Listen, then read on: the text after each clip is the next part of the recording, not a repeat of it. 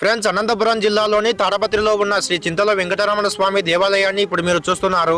ఇక్కడి స్థల పురాణం ప్రకారం ఈ స్థలంలో ఒక చింత చెట్టులో వెంకటేశ్వర స్వామి విగ్రహం దొరకడం వల్ల ఈ ఆలయానికి చింతల వెంకటరమణ స్వామి దేవాలయం అని పేరు.